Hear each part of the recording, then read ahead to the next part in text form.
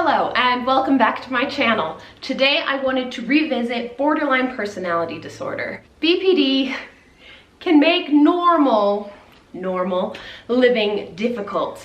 For a full rundown on borderline personality disorder, go ahead and check out my previous video from a while back on all things BPD. Every person with borderline personality disorder is unique, because all people are unique. But the disorder is unique because there are so many symptoms. For example, I have 9 out of the 11 defining symptoms. There are more, but there are 11 and then it kind of branches off from there. How do you manage? How do you manage normal living with such a life-altering disorder? My life is a roller coaster of extreme emotion to extreme emotion, impulsive action to impulsive action, manic to depressed, manic to depressed. It's just a hurricane, quite honestly. So here are my top 5 survival tips for having borderline personality disorder. The best advice that I have ever heard on surviving borderline personality disorder is make things manageable for yourself. It seems so simple. If you need help around the house, budget in a housekeeper. If you can't afford a nanny, talk to a friend about watching kids once a week for a couple hours so you can decompress, so you can come back to yourself, so you can survive. Feel guilty about not being able to get up out of bed in the morning? Stop it. You have a mental illness. Sometimes that means that you're not able to get out of bed. And the fact that BPD often stems from childhood trauma, you're not gonna blame a child for being abused or neglected, so stop blaming yourself. Make things more manageable. Don't make things harder for yourself. You've got it hard enough. So try to lighten the load with other people's help, with medication, therapy, whatever you need. Make things manageable.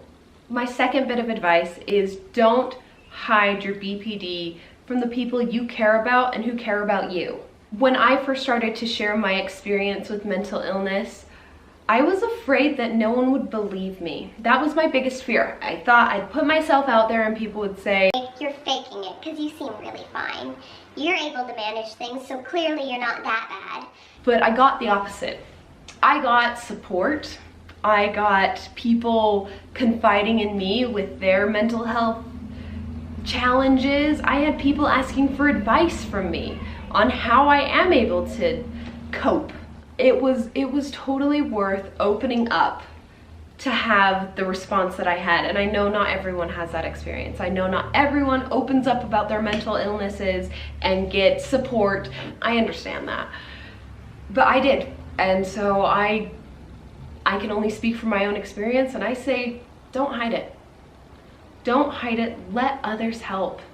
They're out there. There are people who care. Let them care. I really urge you to step out of the shadows, speak up, and reach out to people. You never know who you're going to affect. My third tip is meditation, and not any hocus pocus, weird humdiggity meditation.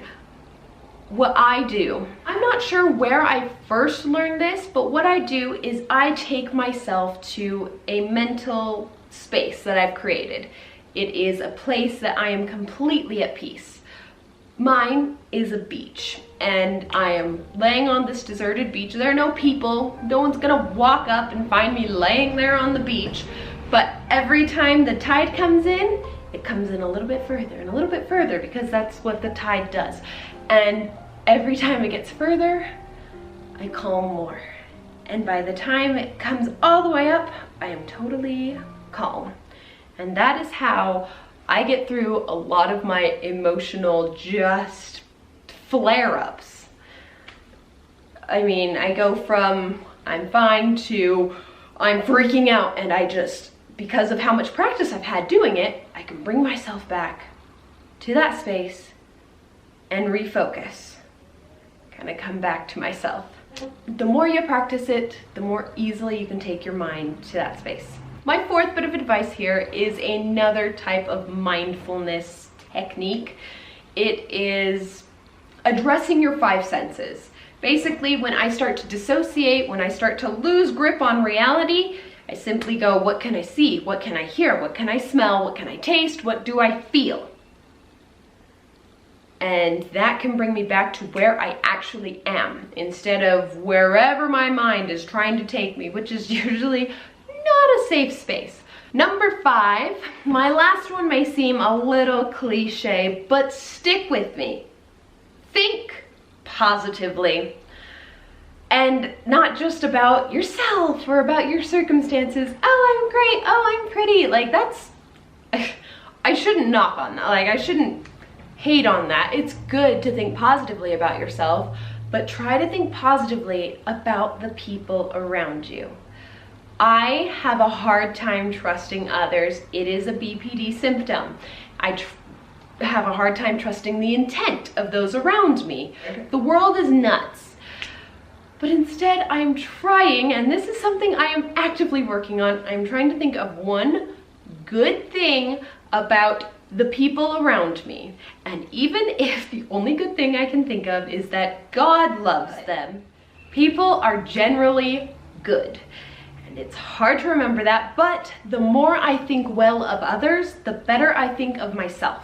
That's all for me today. Please let me know in the comments if you have any other coping mechanisms or ways to combat borderline personality disorder, because I'm always looking to improve myself, so I'd love to hear. And as always, thank you for watching, and keep breathing. Bye!